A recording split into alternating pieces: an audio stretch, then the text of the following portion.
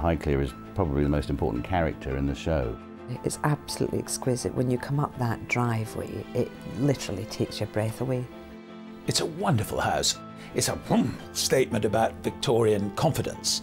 Maggie and I were waiting for a shot, and just looking out at that stunning view, and you know, her saying, "Oh, there's nowhere in the world I would rather be." We were very fortunate to be able to film there and use some of the rooms, the hallways, the atrium, the grand foyer, the library. And it was incredible. It was very transporting. You were transported to another time. You're building a fire, not inventing it. There are some that are the aristocrats and some that are the servants, and they're very, very intimate with one another, and yet there's these very rigid laws that keep them always apart. Those go back, but the dessert service and all the glasses stay in the upstairs pantry. It was a very specific art to make that kind of house work for a large family. I am the butler at Downton. My name is Carson. My grandfather's butler, who I knew very well, was a very typical gentleman's gentleman, very, very tall and upright, very of the old school. Just for Lady Grantham. It isn't as stratified and rigid as it would have been in 1912. What a tragedy. We opened in 1912 with the sinking of the Titanic, and we end on the eve of the First World War.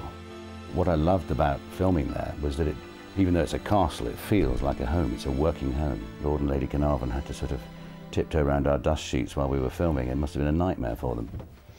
Wow, this is an amazing room. It's a lovely room, isn't it? This is our drawing room, and Downton Abbey used it as their drawing room. And it was the scene of many a very amusing interchange, led by Dame Maggie Smith. But I never cared for James. He was too like his mother, and a nastier woman never drew breath. But they were always coming in and out of doors. Because the servant quarters aren't here, are they? No, it's very hard. Most of the servants' quarters from 100 years ago have hugely changed. So they built that at Ealing. So you go down our old servants' stairs, which they painted to match Ealing, out through the door at the bottom and then into, you know, a completely different world. My two favourite rooms there are the library, which I think is one of the great rooms in England. You know, it is an absolutely extraordinary room. And the other interior is the Great Hall, the endless sort of coats of arms, you know, do-do-do-do. I love all that, really. And Julian Fellowes, he just loves the library. He does. Well, he wrote Gosford Park, obviously, and he wanted to bring that to this house, which didn't happen.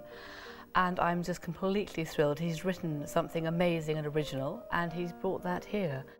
Well, this is our dining room, which they used much as we do. This wonderful Van Dyck. And we've got the first Earl of Carnarvon up here. Absolutely looking down. He died at the Battle of Newbury in 1643. There was one day when a chair went, one of the legs started giving way, and I thought, oh my God, that's probably some, you know, ancient family heirloom. Luckily, it was one of our rented chairs. So you've got high drama, and it's quite moving, it's quite touching. There are some very, very funny characters with some very, very funny lines in very, very funny situations. You do see every corner of society reflected. It's the world in microcosm in this show, and Julian captures it effortlessly. Helen James at Highclere Castle for Meridian Tonight.